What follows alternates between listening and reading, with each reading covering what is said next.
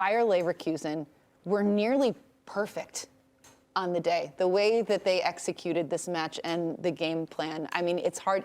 You can't look at anything and say they got this wrong. No. Charlie, what was the most impressive aspect of this win for Leverkusen for you? Well, if we remember the reverse fixture, it was back and forth. And you felt Bayern could have easily gotten the win as well as Leverkusen. You wouldn't have been shocked.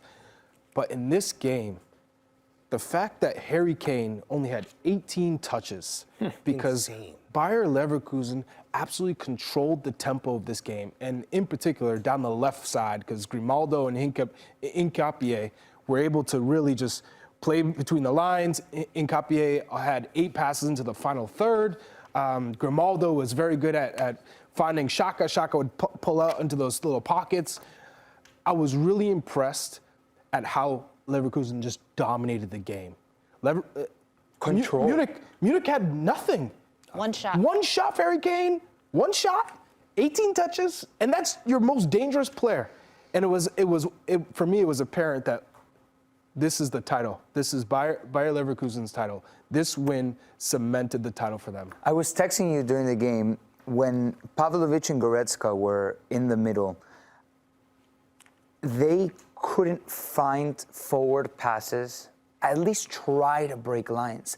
The midfield was completely neutralized by Bayer Leverkusen. The way that they played off the ball, and Xabi Alonso made an emphasis on how good off the ball Bayer Leverkusen was. And I think Bayern not having that clarity to think forward is all a testament to Bayer Leverkusen. Extraordinary game collectively and off the ball. They were so organized. Like the times that Bayern would get close, Upamecano would step in on the right-hand side.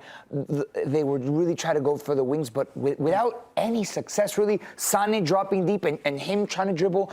But I swear, I made an active effort to count every time Pavlovic and Goretzka passed the ball forward. I mean, I don't remember a time that they did. This was a tactical masterclass by Xabi Alonso. Another one, add another one to the list, but against the team that they absolutely needed to beat to prove they were title contenders or the title was really theirs. I don't know how you make up this 5-point gap if you're Bayern Munich, but as far as I'm concerned, you mentioned his name, Grimaldo. The way Xabi Alonso used Grimaldo in this match is absolutely incredible. Have him tuck into that space. First of all, listen, we're talking about a left back who I'm about to mention how far forward this man gets. He was free. He was so free. This man was tucking in. But he was a free. But Dyer couldn't figure out if he needs to come up. Oh. Goretzka couldn't figure out if he needed to push back. Mazraoui couldn't figure out if he needed to stay in tight a little bit to cover for him. This man was causing so much just absolute concern for the entire right side of Bayern Munich. Sacha Boey looked like he was out on an island. There's nothing happening over there. The wrinkle that I loved that Xabi Alonso put into this game was playing with a false 9 with Adli, who is typically a winger. Right, instead of, what's his name? Borja. No, Schick.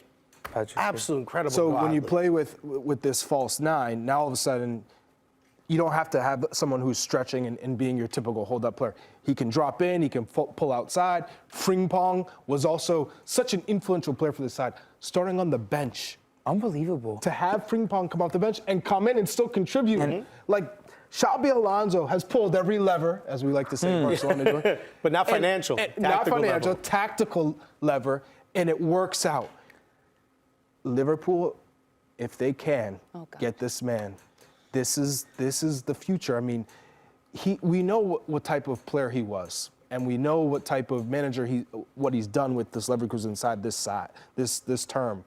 But when you look at his potential to get the most out of every single player, rotate the squad, change the tactics. Oh my God! It was in a big incredible game. The risks that he took. You saw the team sheets before the game, and it did seem like each manager was trying to get in the other one's head. It's like, how can I adjust to win this game?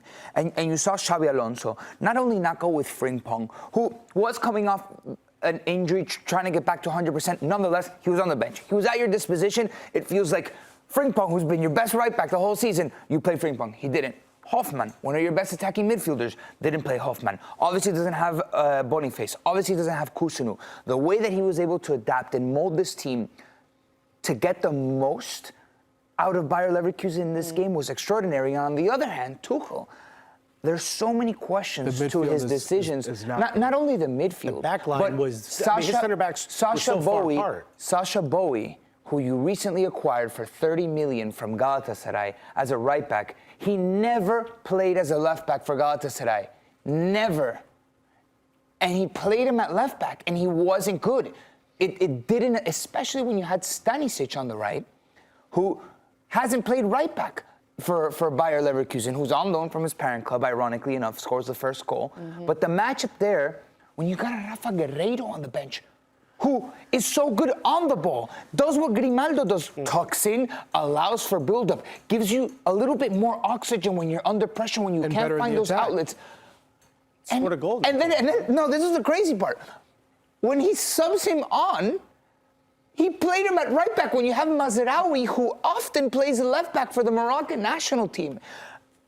There were so many things that Thomas Tuchel didn't get right, and it was apparent in the game. Do we think it's because part of me believes it was over managing, it was overthinking it, trying to play that chess game too much with Xabi Alonso? Well, no, I think he just got it wrong. He got it wrong. This is a lot of things to get wrong. You're playing players out of position. Yeah, there's a lot of things to get wrong for a guy who's won Champions League, who's won so many trophies, to sit here and come into presumably the biggest match of your season if you don't go forward in Champions League, and to fail this bad. Well, and they that's have rough. a Champions League match this week. So what does that mean for them? What is their approach? How is Tuchel approaching? Lazio hasn't been great. I think there's a massive pressure now on Tuchel to respond in the Champions League, but it does feel like with the energy that he's creating, the way that he speaks outwardly to the press, gives a lot of excuses. It feels like he has created a narrative against him in Germany. He's not as well respected as he is in England, and it's like Champions League or bust at this point. You know what I keep thinking about with the squad? How good would Nagelsmann be as a manager with And he was there at the game. I know. Well, you have Davies is a big miss. Kimmich is a big miss. Yeah. And Goretzka is not Bayern Munich quality if you're trying to win Champions League. That midfield has been weak. We questioned it before this match, and it showed it's not good That's enough not for an that excuse standard. when you look at the rest of the lineup. Yeah, but that's it's not an not- excuse. I agree with you. These are big but misses. that's on Tuchel. I get it. You know, but and you know what's also they've on got Tuchel? high-level quality players at every position, essentially. You should show up a little bit better than this. 3-0 is rough. And you know who's taking a big drop in form? Musiala. Not his fault. I just think the setup doesn't allow Musiala to shine. Their only trophy could potentially be. Are you all right? Yeah, there's You just look like like a a little cat. feather. I went like that. Did I'm someone like a shine a thief. light- I'm someone like shine a a thief in laser the at your Qatar in the Qatar final. So, do you have some catnip? I just heard him go, yeah. Yeah. And Nico's like, Champions League's going to be tough. Did you not see that? The camera clearly didn't catch it. It was like a little feather, and I went like that. I saw him go like this. Wow. It's like, yo, dude. Yeah.